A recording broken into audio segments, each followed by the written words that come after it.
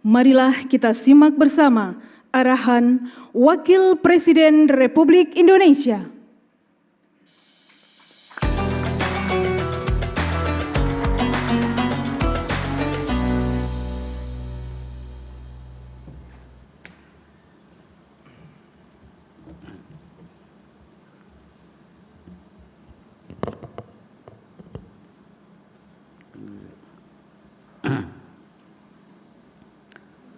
Assalamualaikum warahmatullahi wabarakatuh.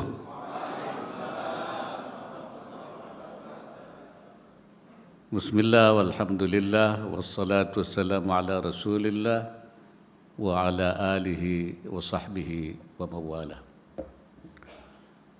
Yang saya hormati Wakil Ketua Dewan Komisioner Otoritas Jasa Keuangan,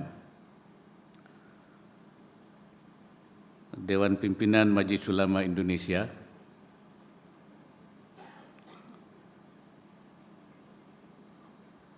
Buya Basri Bermanda, Sekjen MUI, dan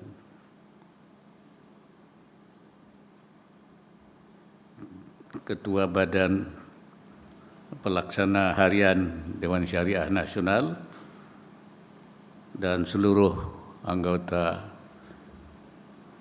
dari Dewan Pelaksana Harian Dewan Syariah Nasional, para anggota DPS, hadirin sekalian yang saya hormati.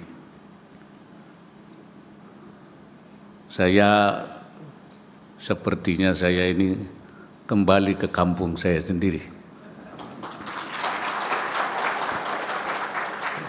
Sebab saya 19 tahun jadi ketua Dewan Pengurus Harian Dewan Syariah Nasional, Badan Pengurus Harian Dewan Syariah Nasional. Dan saya mengikuti Ijtima' Senawi ini mungkin sampai ke-15.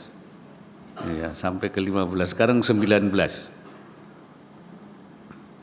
Oleh karena itu saya sangat senang bertemu. DPS-nya dulu belum sebanyak ini. Sekarang berapa? 300 lebih. Sudah bisa bikin partai politik sendiri itu.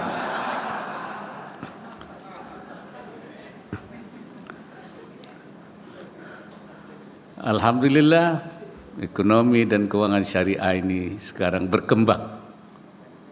Dulu kita mulai tahun 2000, kita sebut sebagai gerakan memasyarakatkan ekonomi syariah dan mensyariahkan ekonomi masyarakat. Waktu itu masih sepi, bahkan banyak orang pesimis, apakah bisa bank tanpa bunga dan sebagainya. Saya bilang insya Allah bisa. Saya mungkin masih ingat saya mengutip ayat, ya, apa itu?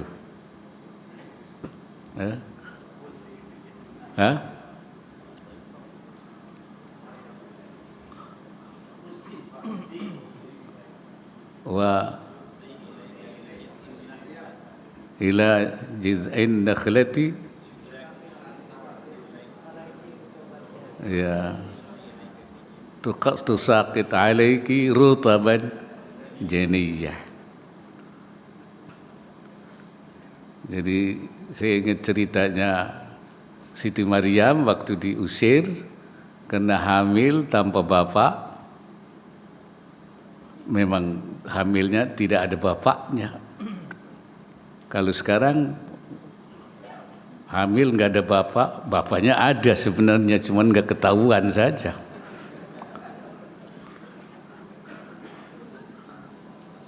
Kemudian Siti Maryam Dia menyandar di pohon korma, kelaparan. Kemudian Allah mengatakan gerakkan saja pohon korma itu. Tidak ada tenaga, kata Siti Maryam. Gerakkan saja. Nanti tusaqit alaiki rutaban janiyah. Nanti akan datang. Karena itu saya bilang yang penting kita bikin gerakan ekonomi, nanti Allah yang akan memberikan pertolongannya pengembangan ekonomi syariah pada waktu itu. Itu alhamdulillah sekarang sudah menjadi sistem nasional. Sudah dibentuk Komite Nasional Ekonomi dan Keuangan Syariah KNEKS. Ketuanya presiden. Wakil ketua dan ketua hariannya wakil presiden.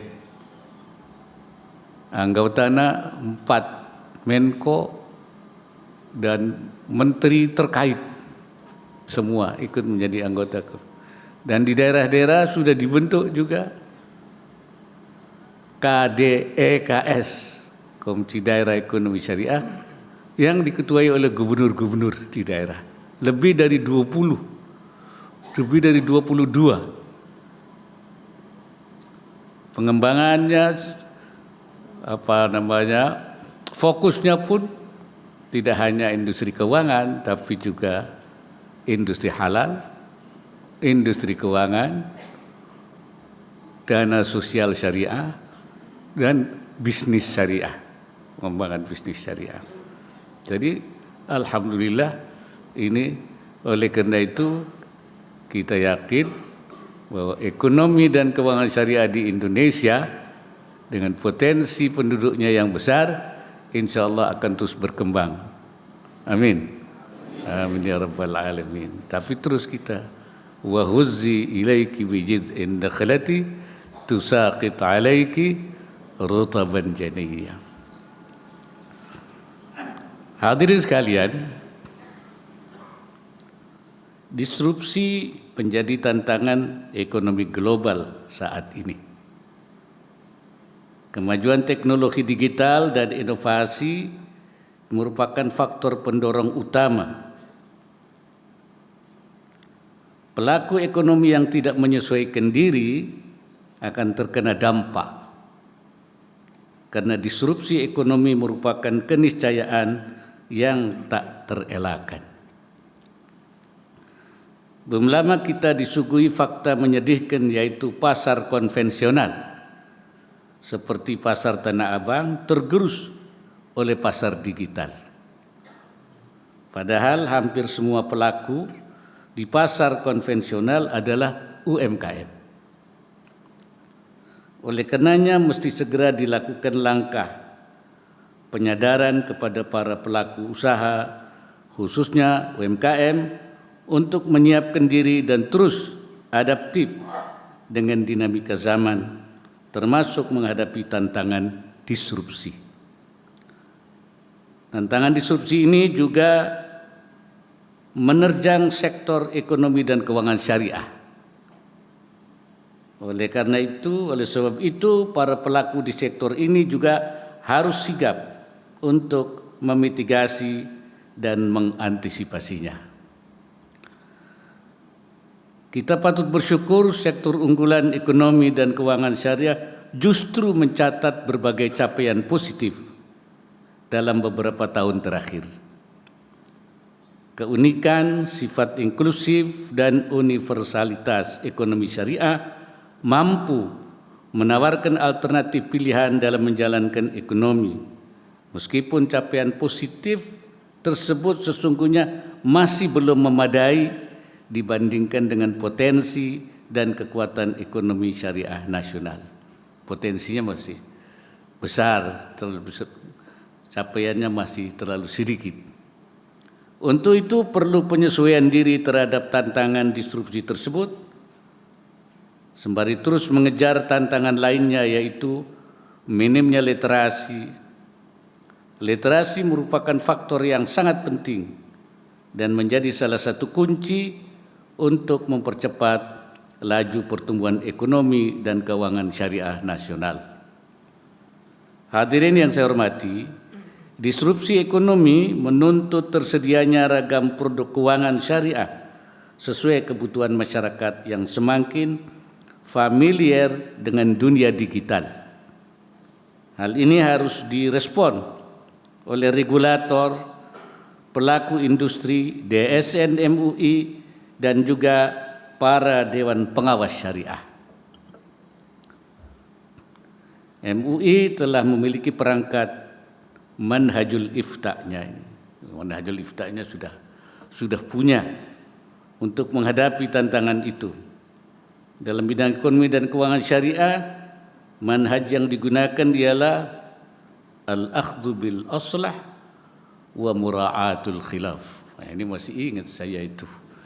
Ya, artinya mengambil yang paling maslahat dan menjaga khilaf. Itu ada bedanya. Kalau di dalam pangan, al-akhdhu bil ahwat wal khuruj minal khilaf. Bedanya apa? Kalau yang pangan itu mengambilnya yang paling hati-hati dan keluar dari khilaf. Artinya mengambil yang kaul yang rajih, kaul yang kuat. Kenapa? Karena al-aslu, ya, asalnya itu di syubhat itu al-hurmah. Dalam barang yang syubhat itu haram. Makanan syubhat itu. Faman waqa'a fi syubhati waqa'a fil haram. Jadi kita hati-hati dulu. Ya, karena itu al-akhdhu bil ahwat wal khuruj minal khilaf. Tapi di bidang ekonomi kita al-akhdhu bil aslah wal khuruj wa mura'atul khilaf. Mengambil yang paling maslahat saja. Bukan yang paling hati-hati, yang paling maslahat. Dan kita menjaga khilaf. Artinya yang marjuh pun, yang tidak unggul pun pendapat itu, kalau dibutuhkan dan lebih maslahat, itu kita ambil. Nah, itu saya kira DSN menggunakan pendapat itu. Ini DPS harus paham itu, jangan nggak paham. Sedangkan dalam implementasinya banyak menerapkan kaidah tafriqul halal anil haram, memisahkan yang halal dengan yang haram. Sebab ada yang kalau ada halal ada haram, kemudian diharamkan semua. Ada halal ada haram, campur haram semua. Ada kaidahnya, idza ijtama'al halal wal haram ghullibal haram. Kalau halal dan haram menyatu, maka yang dimenangkan yang haram. Itu kalau di dalam makanan. Karena makanan itu tidak bisa dipisahkan. Ya. Itu. Jadi kaidahnya kaidah makanan.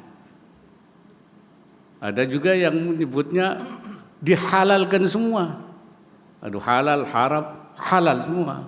Kenapa? Karena katanya itu umumul balwa. Udah nggak bisa kayak orang pergi ke masjid di musim hujan, kemudian kecipratan. Ya sudah, ma'fuun anhu. Kenapa? Umumul balwa, nggak bisa dihindari. Di dalam soal ekonomi keuangan bukan kaidah idza ijtamal halal wal haram ghullibal haram, dimenangkan yang haram, tidak umumul balwa, dimenangkan yang halal semua, tapi DSN menggunakan tafriqul halal anil haram, dipisahkan antara yang halal yang haram. Kalau modalnya haram, hasilnya haram. Kalau modelnya dari yang halal, hasilnya halal. Al haramu baqin ala harami wal halalu baqin ala harami. Ini kayak jadi ketua DSN lagi. Ini bukan wakil presiden nih, Mas.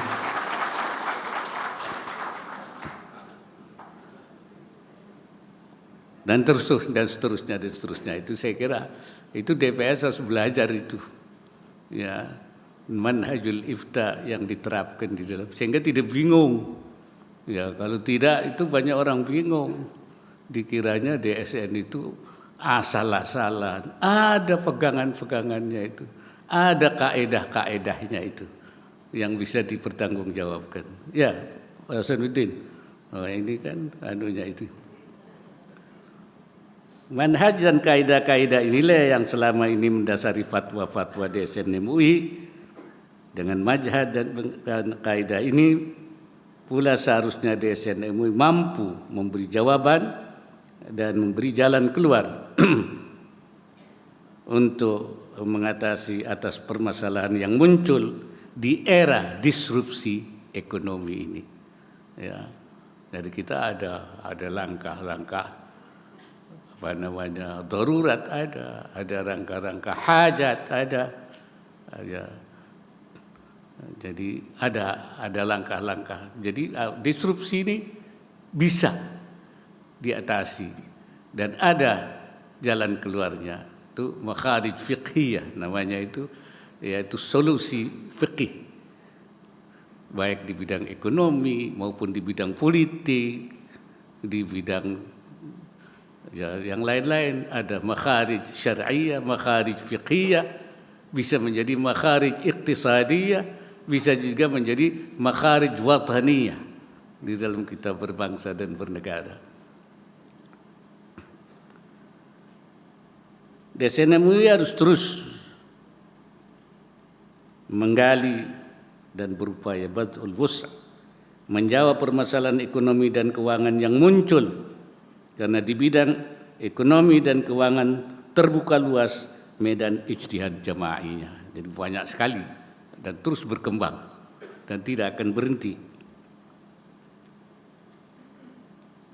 Karena itu kita memang harus berijtihad.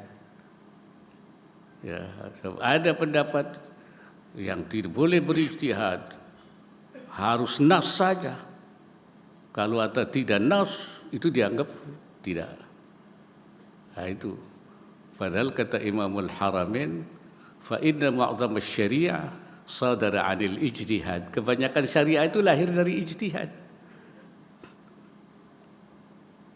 Wan nas la yafi bil 'usri min ma'syari syariah. Kata Imam Haramain, nas itu tidak sampai 10%. Syariah itu nasnya itu tidak sampai 10%. Jadi ijtihadnya itu 99 lebih persen.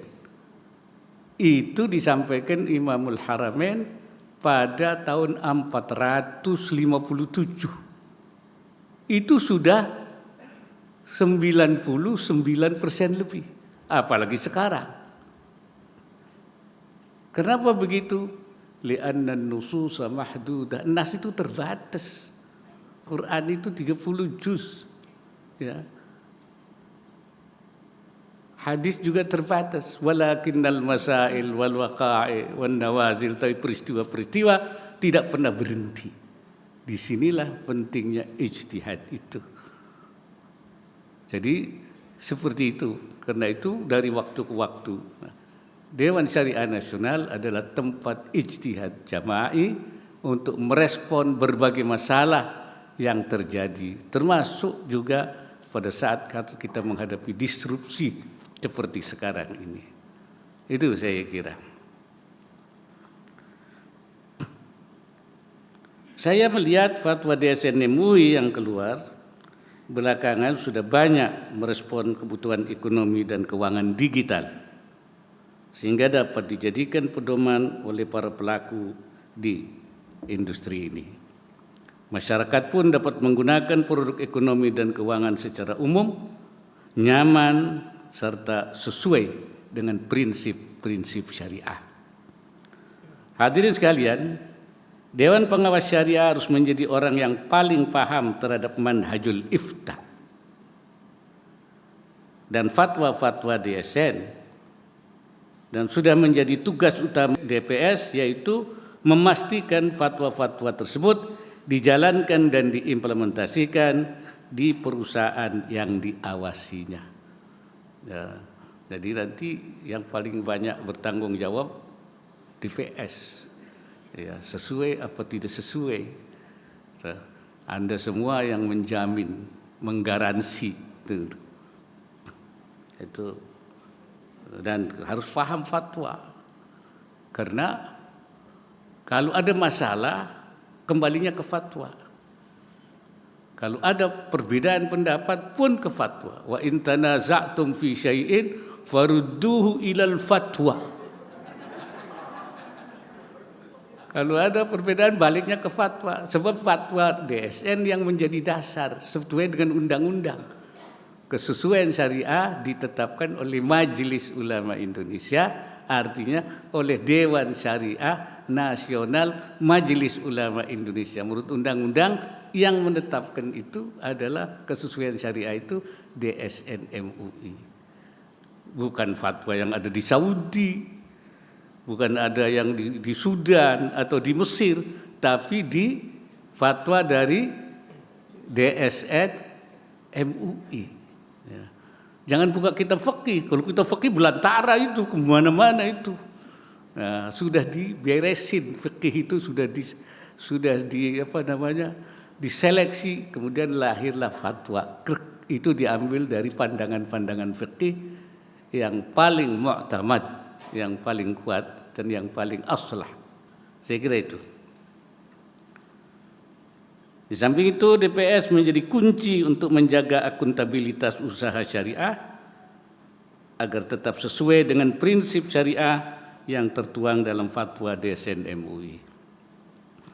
Oleh karenanya peningkatan kapasitas dan kompetensi DPS menjadi hal yang mutlak, bukan hanya terkait aspek kesyariahan, melainkan juga aspek regulasi, manajemen risiko, akuntansi, dunia digital, dan kompetensi lain yang dibutuhkan. Jadi DPS ngerti juga akuntansi syariah. Ya, terus terang saja bahwa akuntansi syariah itu baru ada di Indonesia, Pak. Ini hasil daripada diskusi antara DSN MUI, Bank Indonesia, dan juga Persatuan Akuntansi Indonesia. Karena ketika memutuskan sesuatu produk, itu dilihat dari fatwanya seperti apa, dilihat dari regulasinya seperti apa, kehati-hatiannya dari apa, kemudian akuntansinya seperti apa. Ya, sehingga perlu ada produk akuntansi yang nanti merupakan jalan keluar sehingga bisa menjadi keuntungan. Ya, kalau tidak menjadi keuntungan kalau tidak ada landasan akuntansinya. Saya kira itu. Untuk itu pada kesempatan yang baik ini saya ingin menitipkan pesan penting kepada para DPS. Pertama, tingkatkan kompetensi dan kapasitas agar terus relevan dengan perkembangan zaman. Jadi DPS harus terus belajar terus. Ya, tidak boleh berhenti. DPS dituntut mampu menggali dan memperdalam berbagai aspek pengembangan produk ekonomi dan keuangan syariah sekaligus menjaga penerapan prinsip syariah.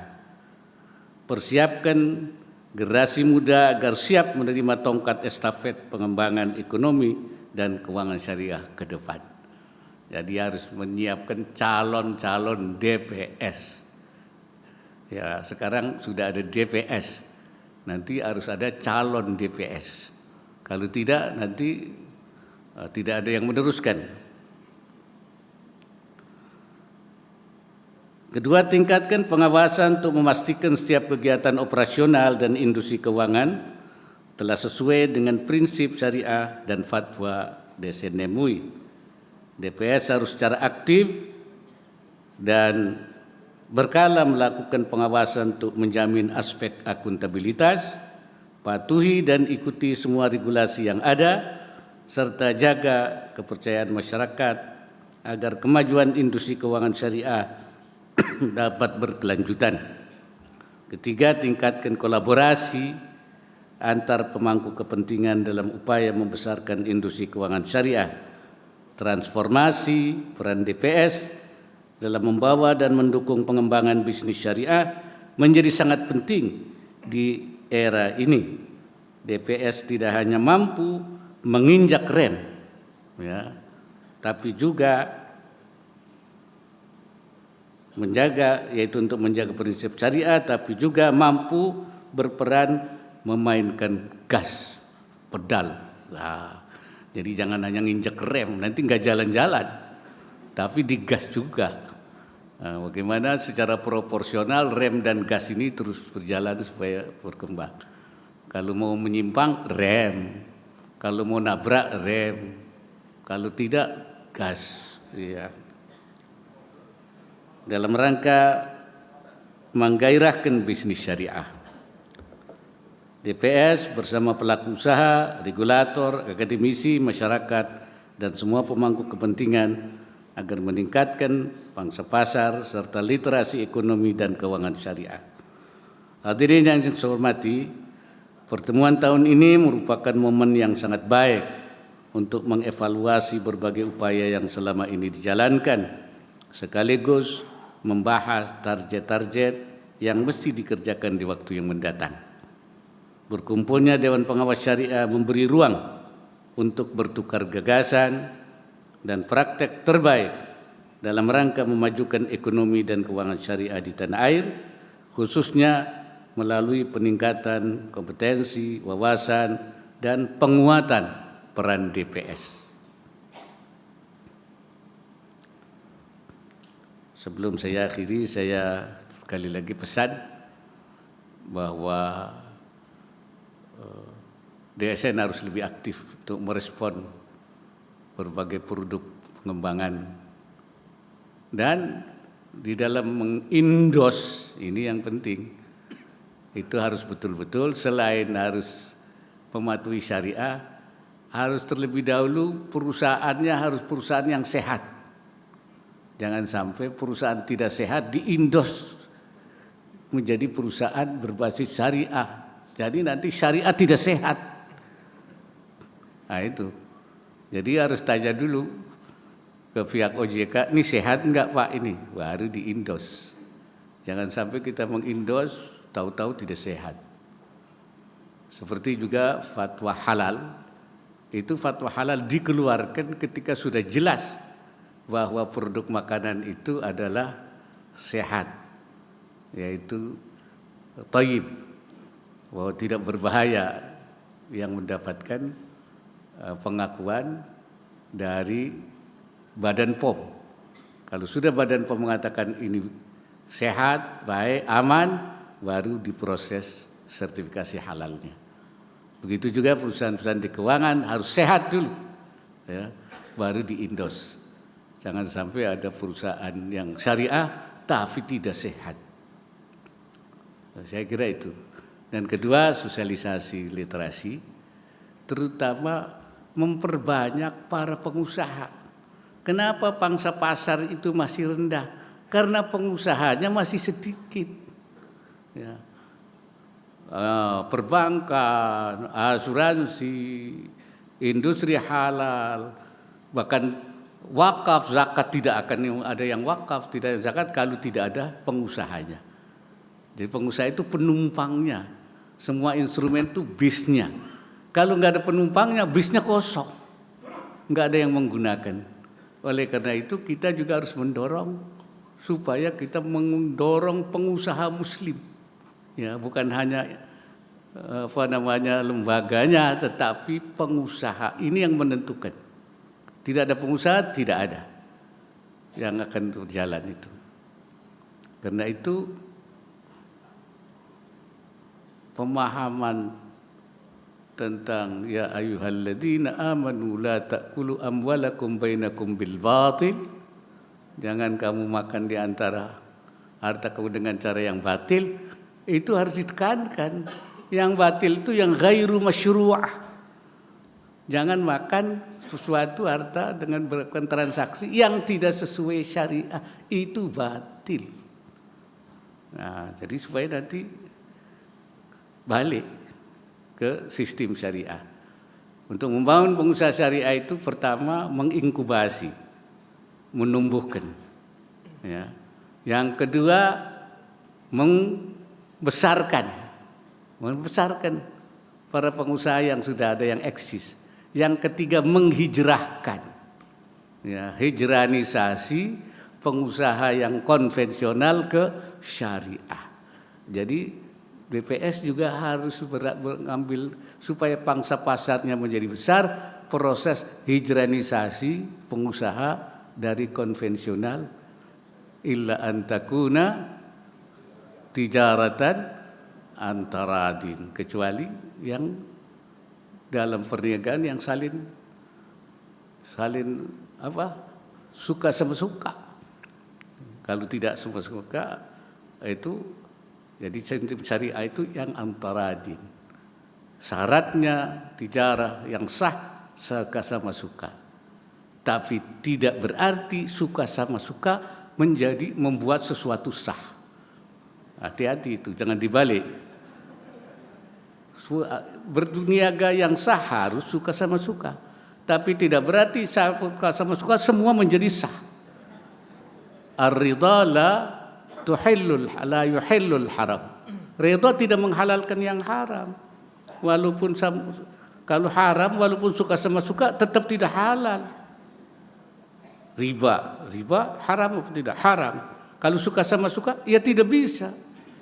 Kalau suka sama suka menjadi halal. Orang berzina itu juga halal kalau begitu. Kan suka sama suka. Ya. Ar-ridha la yuhillul haram.